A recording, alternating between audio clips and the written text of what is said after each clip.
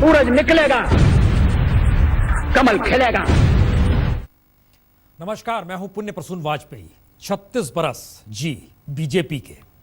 1980 में बनी थी यह पार्टी। उस वक्त चुनाव लड़ी तो महज 2 सीटें, और 36 बरस बाद आज की तारीख में कहिए तो 282 के बहुमत के साथ देश पर हुकूमत कर रही है।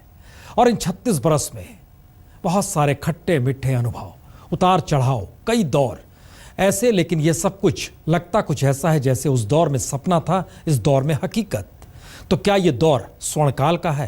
क्योंकि दिल्ली पर राज करने तक स्वप्न सीमित नहीं, बल्कि इससे आगे बहुत कुछ हासिल करना चाहती है बीजेपी।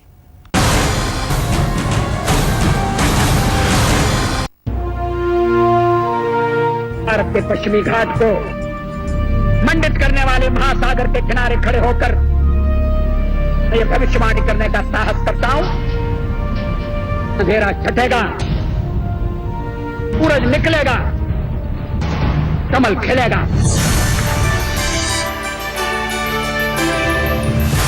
6 अप्रैल 1980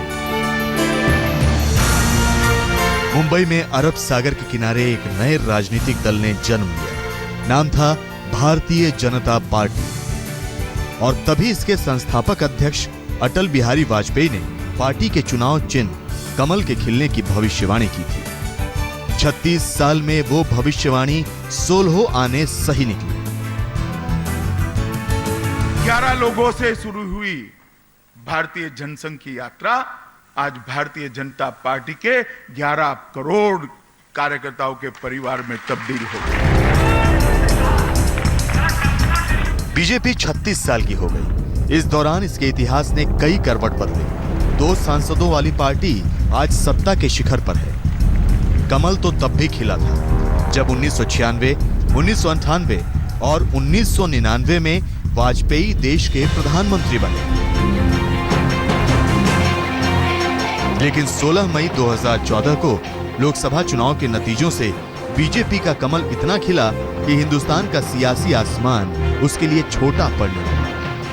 राजनीति को नया चाल, चरित्र और चेहरा मिला। प्रधानमंत्री नरेंद्र मोदी के रूप। जनसंघ की राख से बीजेपी पैदा हुई। उस राख का भस्म रमाए बीजेपी में नेताओं की 2 पीढ़ियां आई।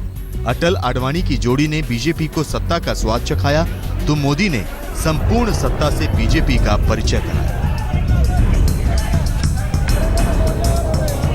अटल आडवाणी ने बीजेपी की बुनियाद का पत्थर रखा था। उस पर नरेंद्र मोदी ने सत्ता का सबसे बड़ा महल खड़ा कर दिया। लेकिन कहते हैं ना, ये दिल मांगे मोर।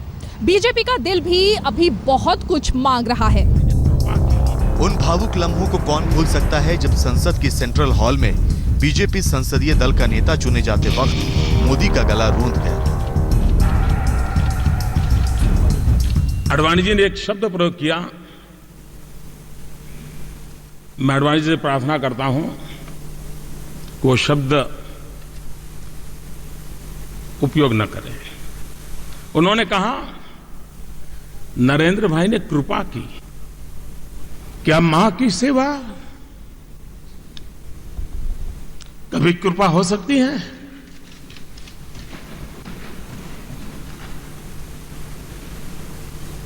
कतई नहीं हो सकती।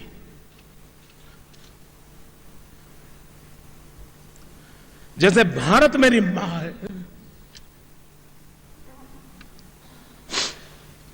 वैसे ही भाजपा भी मेरी मां। जिस बीजेपी को प्रधानमंत्री मोदी अपनी मां मानते हैं, उसके लिए हार के दलदल से निकलकर जीत के माउंट एवरेस्ट तक पहुंचने का रास्ता आसान नहीं था। बीजेपी के बनने की कहानी हम आपको आगे सुनाएंगे। पहले ये जान लीजिए कि हाशिए पर खड़ा दल कैसे आज भारतीय राजनीति का केंद्र बिंदु बन गया है। 1991 में 4 राज्यों में बीजेपी की सरकार थी और 12 राज्यों में कांग्रेस की। 1995 में बीजेपी के हिस्से में 3 राज्य रह गए थे और कांग्रेस को 13 राज्य मिल गए। 2000 में बीजेपी का 5 राज्यों में राज था, कांग्रेस के पास छोटे बड़े 9 राज्य थे। 2005 में बीजेपी की 6 राज्यों में सरकार थी, कांग्रेस की 14 राज्यों में। लेकिन 2014 आते आते बीजेपी ने 11 राज्यों में सरकार बना ली और कांग्रेस के पास सिर्फ 9 राज्य रह गए। और इस वक्त बीजेपी के पास 13 राज्य हैं, कांग्रेस के पास 7। और अपने दम पर देश पर राज कर रही है सो अलग से।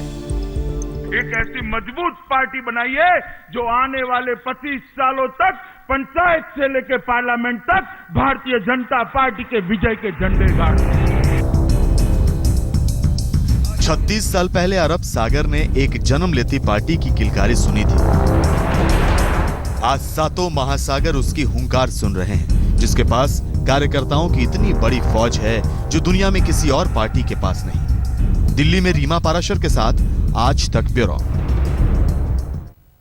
हालांकि इस बीच में एक चुनाव हुआ, उपचुनाव, रतलाम की सीट हार गई 281 पर, लेकिन जिक्र उसका नहीं, जिक्र तो विचारधारा का है, सोच का है। गांधी जेपी का नाम भी बीजेपी लेती है, अंबेडकर ज्योतिबा फूले का नाम बीजेपी जपती है, भगत सिंह से लेकर सुभाष चंद्र बोस तक को अपना आदर्श बीजेपी मानती है। लेकिन आदर्शों की जमीन पर एक आदर्श हिंदुत्व का है। यह बीजेपी का मौलिक अधिकार है, जिसके बूते पार्टी फली फूली और महज 36 बरस में शून्य से शिखर पर पहुंच गई।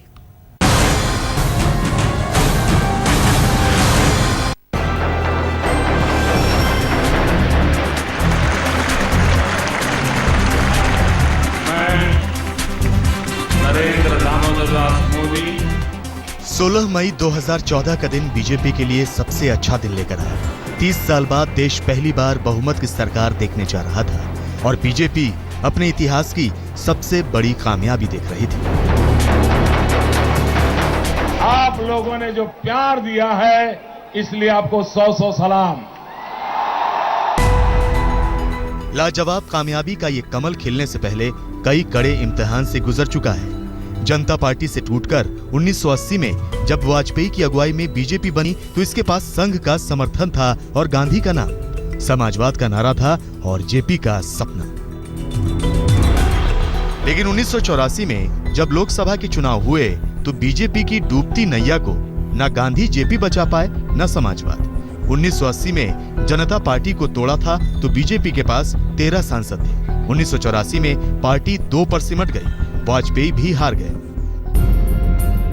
बीजेपी ने राम मंदिर आंदोलन को मुद्दा बनाना शुरू किया।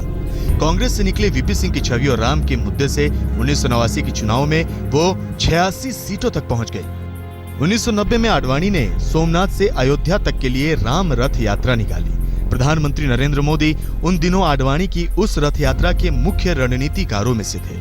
जब बिहार में लालू प्रसाद ने आडवाणी का रथ रोका तो बदले में बीजेपी ने वीपी सरकार से समर्थन वापस ले लिया। राम मंदिर आंदोलन का मुद्दा इतना गर्म था कि 1991 का चुनाव आते आते बीजेपी देश की नंबर 2 पार्टी बन गई। गांधीवादी समाजवाद की बात करने वाले अयोध्या में जमीन समतल करने लगे। नुकीले पत्थर निकले, उन पर तो कोई नहीं बैठ सकता, तो जमीन को समतल करना पड़ेगा, बैठने लायक बनाना पड़ेगा।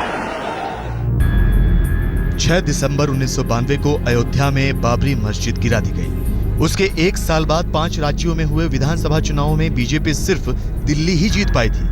बीजेपी की नजर अब दिल्ली के तख्त पर थी। पार्टी अध्यक्ष आडवाणी ने 1995 में ये ऐलान कर दिया कि बीजेपी का राज होगा तो प्रधानमंत्री अटल बिहारी वाजपेयी होंगे। 1996 में हवाला कांड में फंसने के बाद आडवाणी तो चुनाव नहीं लड़े, लेकिन बीजेपी को चुनाव लड़वाया और नंबर 1 पार्टी बना दिया। 13 दिन के लिए ही सही, बीजेपी के वाजपेयी देश के प्रधानमंत्री बन गए। हम संख्या बल के सामने सर झुकाते हैं और आपको विश्वास दिलाते हैं कि जो कार्य हमने अपने हाथ में लिया है वो जब तक राष्ट्रीय उद्देश्य पूरा नहीं कर लेंगे तब तक विश्राम से नहीं बैठेंगे, तब तक आराम से नहीं बैठेंगे। अध्यक्ष महोदय, संसद की दरो दीवार पर यह लिखावट साफ पढ़ी जाने लगी कि बीजेपी के लिए दिल्ली का ताज अब दूर नहीं। वाजपेयी की अगुवाई में ही बीजेपी ने 1998 और 1999 का चुनाव जीता। एनडीए के नेता के रूप में वाजपेयी लगातार 6 साल तक प्रधानमंत्री रहे। इस दौरान अयोध्या भी पीछे छूट गया। सामने था तो नरसिम्हा राव की बनाई आर्थिक नीतियां, जिस पर वाजपेयी सरकार तेजी से दौड़ रही थी। लेकिन 2004 में जनता ने नकारा तो दोबारा सत्ता पाने के लिए बीजेपी को 10 साल तक इंतजार करना पड़ा। आत्मविश्वास से भरा हुआ भारत और आत्मविश्वास से भरी हुई पार्टी, आत्मविश्वास से भरी हुई, न टायर न रिटायर। आडवाणी जी के नेतृत्व में विजय की ओर प्रस्थान। लेकिन आडवाणी भी बीजेपी को सत्ता तक नहीं पहुंचा पाए। इस बीच गुजरात में जीत की हैट्रिक लगा चुके नरेंद्र मोदी पर बीजेपी ने दांव लगाया। मोदी ने मंदिर के मुद्दे को पीछे छोड़ा, विकास का नारा छेड़ा और दिल्ली की बाजी जीत ली।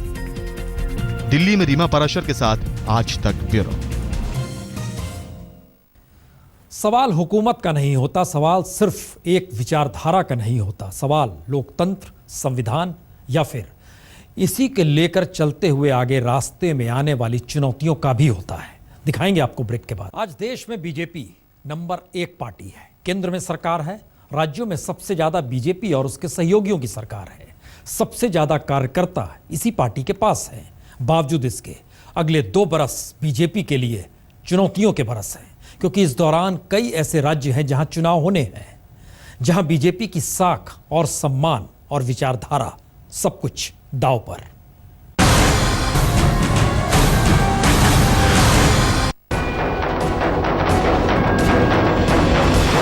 दो 2014 की देशव्यापी जीत से बीजेपी हर राज्य में अपनी सरकार का सपना देखने लगी। लेकिन 2015 के शुरू में दिल्ली और आखिर में बिहार ने बीजेपी के सपने को धक्का पहुंचाया।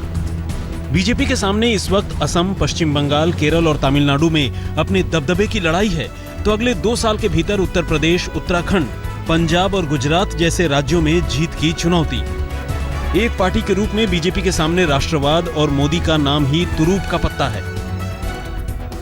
मैं पार्टी के अध्यक्ष के नाते कहना चाहता हूं, हमारी पीढ़ी की जिम्मेदारी है कि 3 पीढ़ियों ने काम कर कर पार्टी की राष्ट्रवादी पार्टी की पहचान बनाई है, वो पहचान को आगे ले जाने का काम हमारी पीढ़ी का काम है। मित्रों, ये हम सब की जिम्मेदारी है और हम सबका दायित्व भी है कि ये राष्ट्रवादी पार्टी की पहचान को कभी आंच न आने दे, उसको आगे ले जाने का हम काम करें। बीजेपी ने 36 साल में जो हासिल किया है वो लाजवाब है।